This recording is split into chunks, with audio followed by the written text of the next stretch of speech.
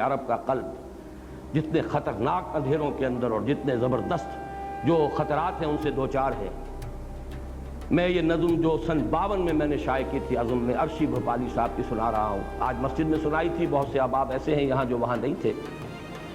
ایٹمی طاقتوں کے سائے میں امن کے بج رہے ہیں نقارے، موت کے دیوتا کے جبڑوں سے مل رہا ہے حیات کا پیغام۔ دونوں جانب سے آج ایٹم بم دھمکیاں دے رہا ہے انسان کو، منڈیوں کے سفید بیوپاری سرد بازاریوں سے گھبرا کر کارخانے نئے سجاتے ہیں، ڈھیر فولاد کے لگاتے ہیں۔ یہ سارا اسلحہ سازی کی سب سے بڑی صنعت جو ہے اسلحہ سازی کی صنعت، اور سب سے زیادہ جو ہے تھرڈ ورلڈ سے جو پیسے جو ہیں کھینچے جا رہے ہیں وہ در حقیقت اسی ذریعے سے کھینچے جا رہے ہیں۔ یہ درندے خدا کی دھرتی کو، کوریا کی غریب بستی کو ناگاساکی بنا کے چھوڑیں گے، ہیروشیما بنا کے چھوڑیں گے۔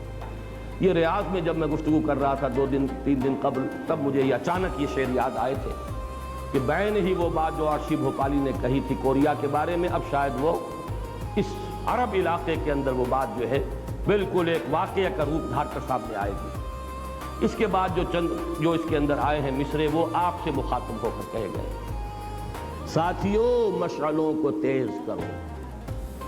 یہ مشعل تو قرآن کی ہے جو ہمارے پاس ہے، ہم نے تو بجھا رکھا ہے، ہم نے نہ اس سے خود اپنے باطن کو مستنیر کیا، نہ دنیا تک اس کا نور پر پہنچنے دیا، خزانے کا سانپ بن کر بیٹھے۔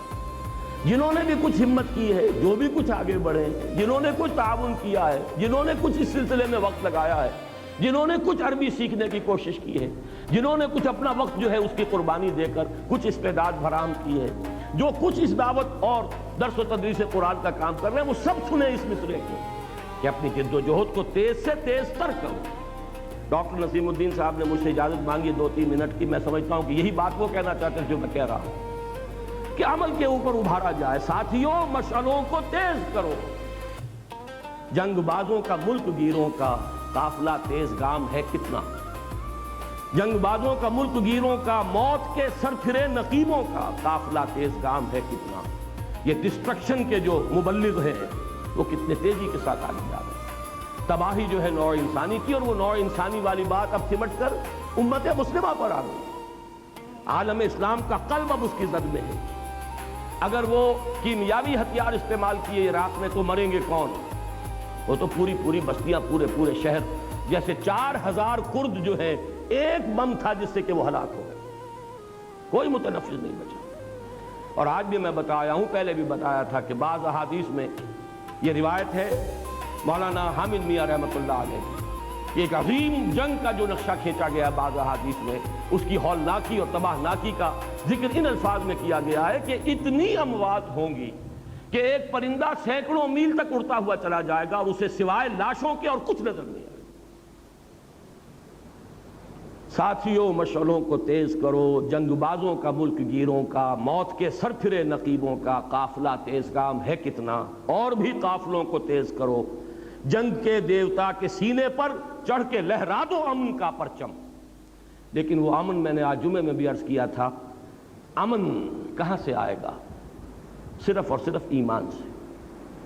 ای الفریقین احق بالامن ان کنتم تعلمون، قرآن مجید میں سورہ انعام میں پہلے سوال کیا اللہ نے، لوگوں اگر جانتے ہو تو بتاؤ دونوں فریقوں میں سے امن کا اصل حقدار کون ہے؟ اور پھر جواب اللہ نے خود برحمت فرمایا، الذین آمنوا ولم یلبسوا ایمانہم بظلم اولئک لہم الامن وہم مہتدون۔ وہ لوگ جو ایمان لائیں اور پھر اپنے ایمان میں کوئی آلائش شرک کی نہ ہونے دیں، ان کے لیے امن ہے۔ ایسے لوگ درکار ہیں۔